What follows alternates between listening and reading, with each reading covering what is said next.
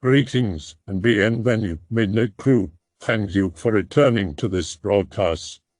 And welcome to new viewers joining us for the first time. If you like a video, then feel free to subscribe. None of us saw much of Sarah after. She came through the best, but that's how she always was. She left and went to college, but like Bill, she got pulled back to Belcarn. She teaches over at the high school now, teaching English to the juniors. And I stayed here, plugging away at the hardware store. I ran it for a while, but now I don't do much of anything. Just sitting around with Sam on his porch, talking about things sometimes. Though not often. Because if I stay too late, stay too long, I'll see his eyes go glassy behind those Coke bottle lenses and he'll disappear into himself. And I'll catch him humming a faint trace of a song and the hairs on my neck stand on end and goosebumps rise on my arms in great knots. And my foot will start to tap out a small beat on the hardwood porch and a big wide grin will spread across Sam's face. The grin of the song and dance man. George, you gotta see what's been set up by the bandstand. There's this huge tent up and this man standing in front of it yelling like a carnival barker. Sarah was out of breath and obviously had run from the park and all the way down Main Street. Her hair was whipsawed every which way and one strand stuck to the end of her nose. She gave a quick puff and blew it out of the way and waited for me to react. With Sarah, I was always 2 steps behind and running to catch up. Earl had energy in those days and an unlimited supply. I stopped rearranging the nails and said, "There wasn't anything up there when I walked by this morning. When's it go up?" She shrugged her shoulders, a quick raise and drop. Dunno, but it's up. And you gotta see this guy. He's all dressed up, head to toe, and he can talk. Boy, can he talk. I thought about it and checked the clock. It was near about 5 and time for me to quit anyway. All right, let's go check it out then. Sarah grinned from ear to ear and was gone. I didn't doubt she was telling everyone in the gang, the ones that were still in town anyway. Most of us scattered to the 4 winds after graduation. Only a handful of us remained in town and only a handful of us were on hand to witness the dance. I walked down to the bandstand by myself, not bothering to wait for the others. Most likely Sarah was already there waiting for us. I met up with Bill as I passed the drugstore, where he worked as a soda jerk. What the hell is Sarah talking about, George? She blew in here and then blew out again before I could ask her anything. Bill was a big guy, the tallest and heaviest guy in our class, and I just about cracked up the first time I saw him wearing that little peak paper cap McCleary makes his soda jerks wear. Bill doesn't really like to be laughed at though, and after the knot under my eye went down, I made sure not to laugh at him anymore. He's a good guy aside from that temper. He was the best guy on the high school basketball team too, though he's one of the few guys who got kicked out of a game. Threw another player halfway down the court. And they were on the same team too. Bill said the other guy elbowed him in the gut. Had to have been an accident, no one would have done it on purpose. We both walked down the street, Bill smoking a cigarette. A habit that caught up to him in 1995 when they removed his right lung. At the end of Main Street, we crossed Buchanan and entered the park. Normally, at that point, we would have been able to see the bandstand, perched on a hill near the center of the park. During the summer, there'd be concerts, performances by the school marching band, a church choir singing some hymns. That kind of thing. Once a couple of kids from the high school had put together a pretty good rockabilly group, but somehow the parks committee passed an ordinance that banned rock and roll in the park. Small towns, you know. But now, there was a huge, faded yellow tent blocking the bandstand, like the kind in the circus or the kinds those old revival ministers like to use when they're feeling the spirit and they like to feel your wallet too.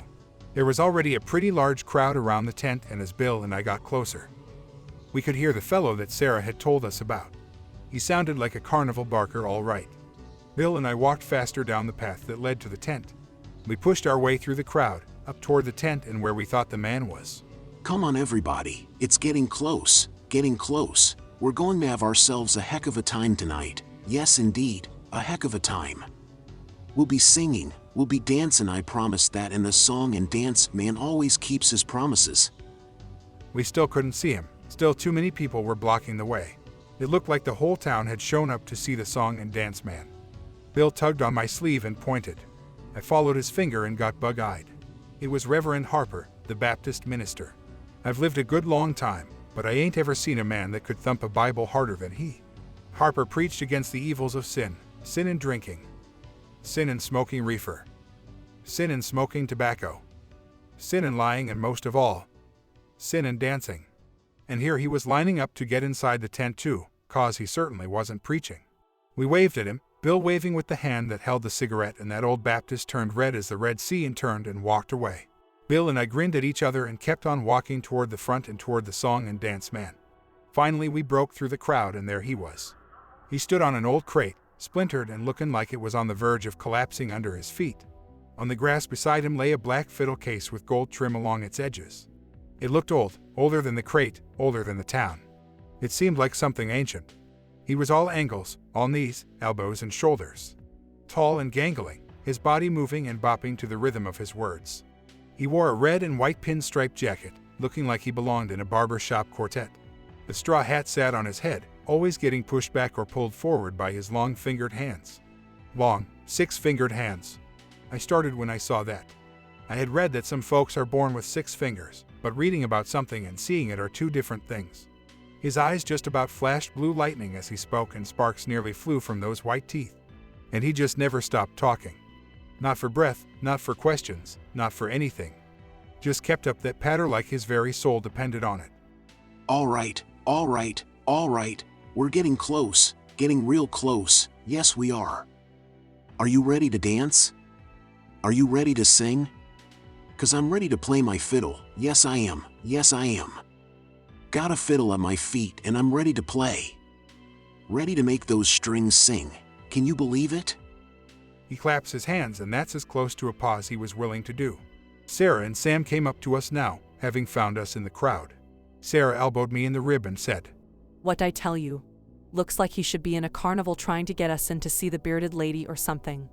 Sam nodded his head in greeting to us, which caused his glasses to slide down his nose, and he gave them a short push back up to where they belonged. He was as tall as Bill, but nowhere near as built. He was the smart guy in our gang. You had to have someone like him around to tell how to do things like take apart the principal's car and rebuild it in the school gym. Not that we ever did anything like that. What's he selling? A dance, I figure. What's it cost? The song and dance man must have heard him, because he said, What does it cost, I hear you ask? Why, it don't cost $1, and it don't cost $0.25, and it don't cost a dime. Folks, this will cost you nothing. Just get on in and dance to the song all night long. We all looked at each other. Good deal. A little free music and space to dance. There wasn't much to do in town back in those days, and there still isn't. This was almost too good to be true. The song and dance man stopped now, a minor miracle in and of itself. He dug deep into his pocket, pulled out a gold watch and checked the time. And then he grinned a grin that must have shown every one of his teeth. He repocketed the watch and said, Folks, it's time for the dance, so come on in. Come on in, everyone, because it's time for the dance to begin. And with that, he hopped down from his crate, grabbed it up with the fiddle and darted through the tent flaps. Sarah, Bill, Sam and I nearly got mowed over in the rush to get inside, but we were still the first ones in. We stopped short when we pushed aside those big old tent flaps, but were quickly driven inside. It was huge inside. There was a hardwood floor beneath our feet that looked like it must be oak. A dark, dark oak polish to a mirror shine.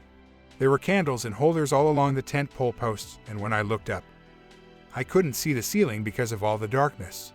It was like looking up at a starless night sky, where the moon didn't dare show her face. The crowd kept driving us, and more people poured in. It wasn't just the young people either. There was Mrs. Crenshaw, our junior year English teacher who was in her 50s. There was Mr. Hoskins, the principal. There was the good old revered Harper, still looking embarrassed, but also like he couldn't help himself. It really was the whole damn town. Hell, even the mayor was there with his wife, standing and talking with the chief of police. Soon everyone was inside, and the murmur from all the talking was nearly deafening. It was already getting warm in there, and I was feeling cramped and claustrophobic.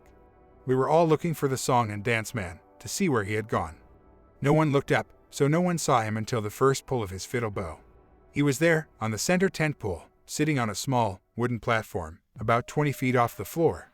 God knows how he got up there, because there certainly wasn't any ladder going up. He dangled his feet over the edge and held his fiddle in one hand and the bow in the other. The fiddle and bow seemed to be made of that same dark wood that the floor was, and gleamed in the candlelight like a thing alive. I almost doubted that the fiddle even needed the song and dance man to make its strings hum. We all looked up at him, and he grinned and jumped to his feet while the crowd gasped, worried he might plummet into their midst. And then he began to play. He made those strings sing. I haven't heard anyone play like that before or since, and I thank God for that every day. It made the air around us crackle and spark. It loosened the joints and jolted the mind. You felt the urge to move deep in the bone, buried in the marrow. I grabbed Sarah's hands and we began to move across the floor, and everyone followed suit. Some with partners and some without. Some doing the foxtrot, some doing a waltz, and some of us doing the twist. We danced, moved, shucked, jived, rocked, and rolled. I passed Reverend Harper moving his feet in a clunky box step with Alois Grendel, an old battle axe of a Catholic. I saw the mayor's wife waltzing with Dan Adams, one of our firemen. I swirled with Sarah, moving across the floor, bumping and jostling with the people around us. It was hot and getting hotter in there, and it wasn't long before it smelled of sweat and bodies moving against bodies. I felt dizzy, but we kept dancing together, kept dancing and not stopping. It was a while before I realized that the song and dance man was singing too, but in a language I didn't understand. He lorded over us, standing on that platform, making his fiddle sing and sing. His bow rose and fell, slid back and forth, side to side. He played like he talked. No breaks, no pauses, just a manic deluge of tunes while his tongue curled around words that had no business being said in this world. I gave my head a shake as I spun with Sarah, and I realized my legs were tired. My feet ached and my lower back was beginning to throb. I checked my watch and realized we had been dancing for a solid hour. I shook my head again, trying to shake off the dozy feeling that was clouding my thinking. Sarah, I cleared my throat. I had only spoken in a whisper.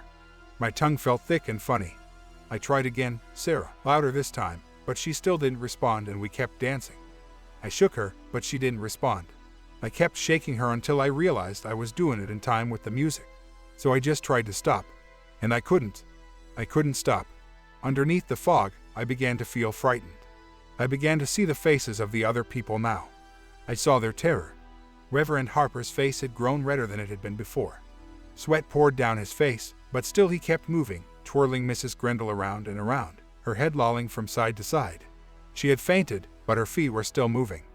We moved past Bill, who danced with Susie Watkins, and I saw her frightened eyes darting around the room, but Bill bobbed his head in time with music, and his glassy eyes looked at nothing in particular. The song and dance man laughed from his perch and kept playing, tapping his feet. His eyes were glowing in that dark, humid place. Glowed, and light glanced off the bow with each sweep. I heard a scream and swiveled my head to watch a woman drop to the floor holding her leg. She had cramped up. I was envious. She got to stop. She got to rest. My own legs felt like dead wood and the ache in my back had deepened. Then her partner stepped on her ankle and I heard the crunch from across the room. He was still dancing, his eyes blank and empty as he moved. She screamed again and started to crawl away, but began to stand up instead. She started to dance, bringing her weight down on the broken ankle. Again and again and again. I turned away, but I couldn't block the sound of her sobbing. The music ran on. I checked my watch again and it was 3 hours now. We didn't flag. Didn't falter. We kept up the same speed as the fiddle. The damning fiddle. Rapping our feet against the floor.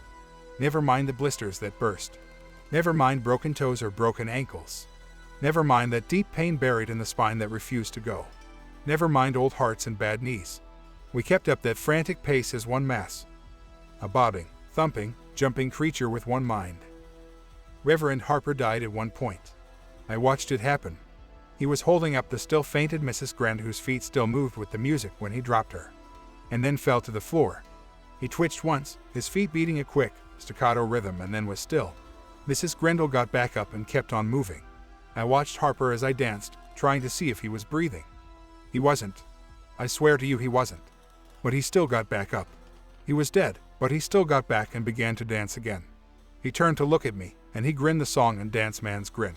His eyes were red, filled with blood from whatever had broken in his brain. I watched as a single red tear rolled down his cheek. I shut my eyes and kept moving. Harper wasn't the last. He probably wasn't the first.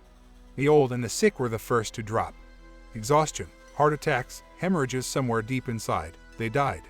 And then they got back and kept dancing, grinning their grins. I passed Sam and Lizzie. He had lost his glasses at some point. His eyes darted around, terribly aware. I looked at his leg and I saw a jut of bone tearing through his denim jeans. There was a trail of blood behind him, and as he swirled, a spray landed on the legs of the people around him. He stepped on that broken leg, twirled on it, jumped on it. All in time with that fiddle. The night passed. I remember stepping on something at one point and realizing I had just crushed Mrs. Dempsey's right hand. She was lying on her back on the dance floor. She had been stepped on time and again. I could even see a man's shoe print on her stomach. Her head had been caved in, her chest beneath her dress had a sunken look. And still she was trying to get up to keep moving. The smell of blood mixed with the sweat and I couldn't breathe anymore. The air was thick and from all around I could hear cries, screams, but nothing that drowned out the fiddle or the song and dance man's singing. And then it stopped. I danced one more step and then stopped myself. I looked up at the platform. We all did, craning our necks upward. He was checking his pocket watch. All right, folks. That's all for tonight. The dancing is done and the morning has come. You may leave if you can walk, and you should walk quick cause this song and dance man is gonna be gone. We all stood there, like stunned cattle, and then marched to the tent flaps. No one ran, because they couldn't. It was a miracle we could walk. Sarah stepped ahead of me and left, but I stayed behind. I turned and looked, and saw at least 20 people still standing there. Harper was among them. They were all grinning, their eyes empty. They stood and made no sign of wanting to leave. Go on now, friend. The song and dance man has what he wants, but he'd be glad to add you too if you tarry and dally too long.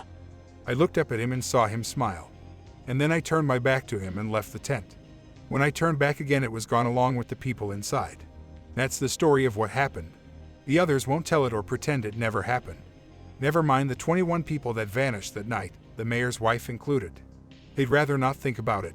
Sarah and I took Sam to the hospital over in the next county, far from folks that knew what had happened, where they had to remove his leg. Sam was quiet before and was quieter still after, pulling odd jobs that a one-legged man could do. Doesn't move around much nowadays, just sits on his porch. A cane across his lap and massages the stump with his hand. Says it bothers him on cold nights, and warm nights, and wet nights and dry nights. Bill left and joined the army, stayed in long enough to fight in Vietnam and won a bunch of medals.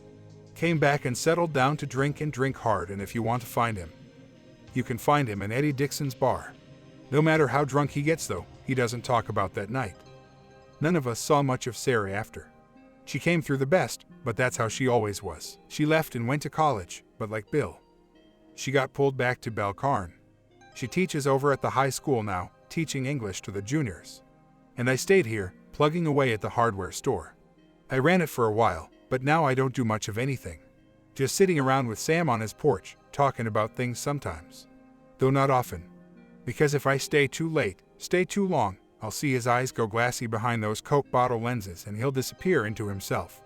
And I'll catch him humming a faint trace of a song and the hairs on my neck stand on end and goosebumps rise on my arms in great knots. And my foot will start to tap out a small beat on the hardwood porch and a big wide grin will spread across Sam's face. The grin of the song and dance man.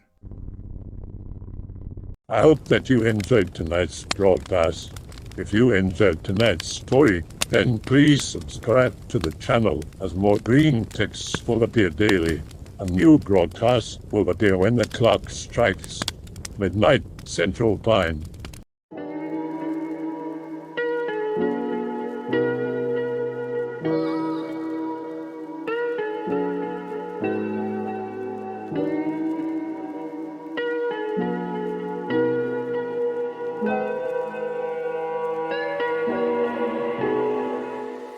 Remember to check out the Odyssey page in the description for a second archive of the channel's videos.